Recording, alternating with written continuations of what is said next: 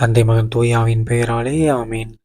Mark எழுதிய நற்செய்தி வாசகம் அதிகாரம் 3 இறை வசனங்கள் 7 முதல் 12 முடிய.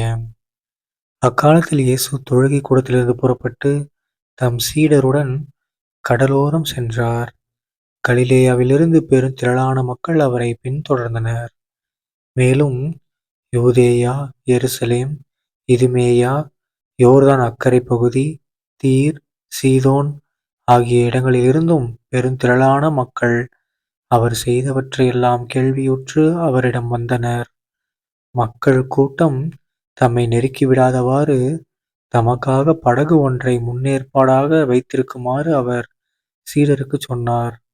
ஏனெனில் பலரை அவர் குணமாக்கியதால் நோயுற்றோர் அனைவரும் அவரை தொட வேண்டுமென்று வந்து அவர் மீது விழுந்து கொண்டிருந்தனர். தீய ஆவிகளும் அவரை கண்டபோதே அவர் முன் விழுந்து, இறைமகன் நீரே என்று கத்தின. அவரோ தம்மை வெளிப்படுத்த வேண்டாம் என அவற்றிடம் மிக கண்டிப்பாய் சொன்னார். ஆண்டவரின் அருள்வாக்கு. கிறிஸ்துவே உமக்கு புகழ். அன்பார்ந்த சகோதர சகோதரிகளே, இன்று பொதுக்காலம் 2ஆம் வாரம் ஜனவரி 22ஆம் தேதி 2026ஆம் வருடம் வியாழன்கிழமை. இன்றைய நற்செய்தி திறப்பான நம்ம இயேசு கிறிஸ்து ஆண்டவர் என்ன சொல்றாரு? என்ன பண்றாரு?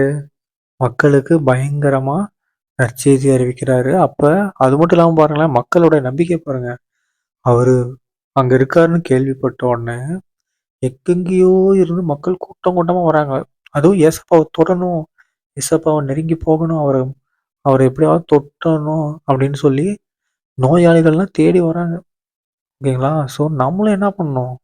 ஏசப்பாவை தேடி போகணும். எங்கேயாவது ஒரு விஷயம் நடக்குது. அதனால தான் நம்ம என்ன சொல்றோம், சில பேர் மக்கள்ல பாதி பேர் நம்பிக்கையோட இருக்காங்க, பாதி பேர் நம்பிக்கை இல்லாம இருக்காங்க. அதனால தான் நம்ம என்ன சொல்றோம், உங்களுக்கு நீங்க வேண்டி ஏதாவது நல்லது நடந்துச்சுன்னா கோவில்ல வந்து சாட்சி சொல்லுங்க. அப்படி சாட்சி சொல்லும்போது தான் மக்களுக்கு நம்பிக்கை வரும். ஓ!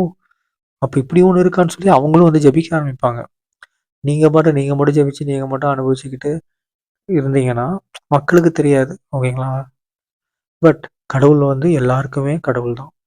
ஓகேங்களா? அதனால நம்ம என்ன பண்ணணும், நமக்கு ஏதாவது ஒரு நல்லது நடந்துச்சுனாலோ, இல்ல நம்ம உறவினர்கள் நடந்தாலோ, நம்ம என்ன பண்ணணும், அத கோவில்ல சாட்சியாக எல்லார் முன்னாடி சொல்லும்போது, கண்டிப்பா எல்லாருக்குள்ளயும் ஒரு இறை நம்பிக்கை இன்னும் அதிகமாகும். லைட்டா குறையும்போது கொஞ்சம் அதிகமாகும். இதன் மூலம் நீங்களும் ஒரு நற்செய்தி அறிவிக்கிறீங்க. ஓகேங்களா? ஸோ நம்ம எல்லாரும் என்ன பண்ணுவோம், இனிமேலு கடவுள் நமக்கு செய்யக்கூடிய நல்லத வந்து சாட்சியாக எடுத்து சொல்வோம். சரிங்களா?